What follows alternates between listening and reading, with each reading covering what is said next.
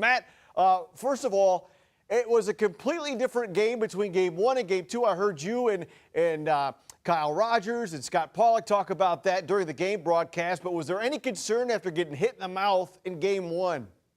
Well, I was more concerned about you, Eric, actually. I mean, because I know after Game 1, you were probably ready for the leap again.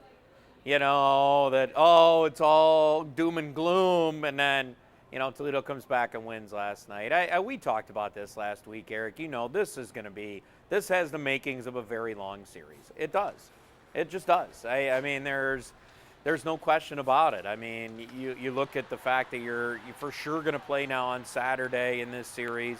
I mean, 5 games. This is probably going 6, maybe 7. I mean, these teams are so good, and you could see it with Fort Wayne and how well they played in Game 1. You could see it how well Toledo played in Game 2. I mean, every game's going to be a toss-up. It just is. So after sweeping Indy in round 1 and that long layoff over a week, did that maybe contribute to a sluggish start in Game 1? You know, I think, and I talked to a few of the guys about, you know, the layoff and those things, and you know, most of them said, no, we were fine, everything was good.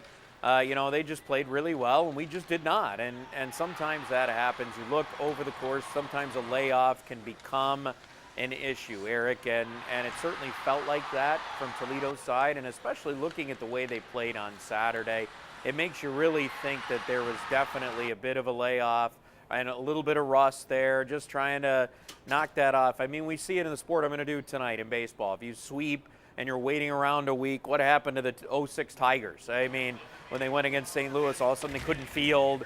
Their hitting timing was off. I mean, it's kind of the same thing in hockey. You don't like to think that would be the case, but sometimes it can be. You're just a step behind, and it felt like Toledo was just that way on Friday or Saturday, beg your pardon, and then yesterday how it completely role reversed a little bit for Toledo. That is Matt Melzak, and Matt, we'll see you in about 10 minutes when you switch from hockey to baseball. You got it, Eric. Thank you.